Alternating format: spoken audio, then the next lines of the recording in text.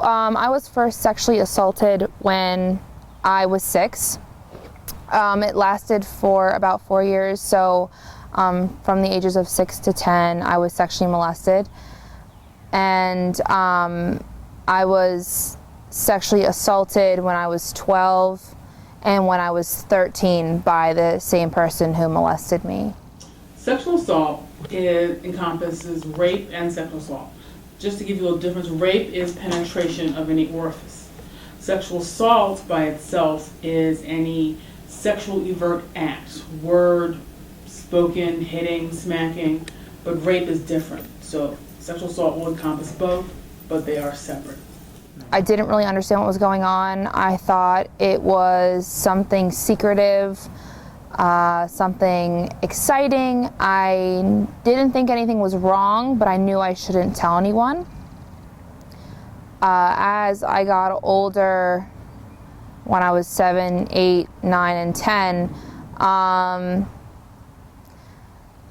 it became a habit and it became routine. And as I started to hit puberty, the molestation kind of stopped, and the habitual nature of the molestation, it kind of died down. 1 in 9 girls and 1 in 53 boys under the age of 18 experience sexual abuse or assault at the hands of an adult. But when I was 12, that was when my abuser got physical, and kind of like aggressively physical. Victims of sexual abuse as a child are 4 times more likely to develop symptoms of drug abuse, 4 times more likely to experience PTSD as adults, and 3 times more likely to experience a major depressive episode. Emotional and physical effects of sexual assault can be numerous things. It depends on the victim. So it can be from self-harming, depression,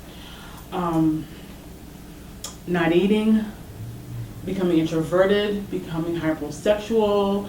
It can be almost anything. It can be becoming just very happy-go-lucky and just pretending it didn't happen, but people can tell that they're acting differently.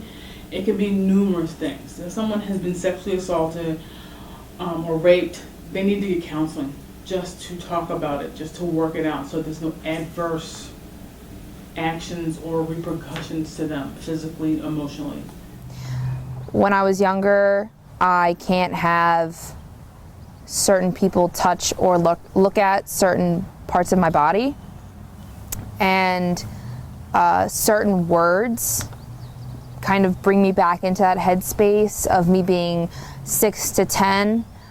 And I've overcome some of my triggers through very intensive therapy, and that has taken months and years of working through and recovering from that. I cry whenever I go on certain highways or roads that I know that are the direction of the place where this has happened. If people still don't feel comfortable going on campus for help, there is the National Domestic Violence Hotline, 1-800-799-7233.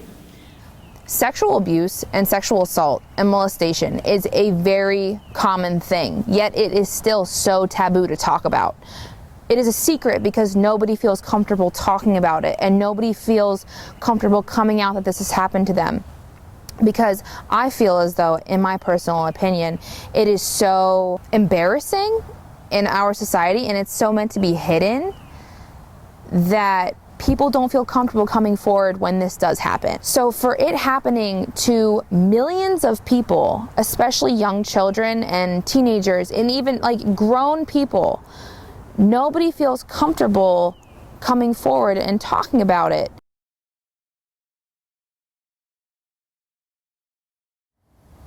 I think that I'm funny. I don't know if anyone else does, but I think that I'm funny and I make myself laugh. So that's always a positive. And I know that I'm very resilient. I know that I have come from a strong family of women, and my mom raised me, And I know from her resiliency that I am resilient as well.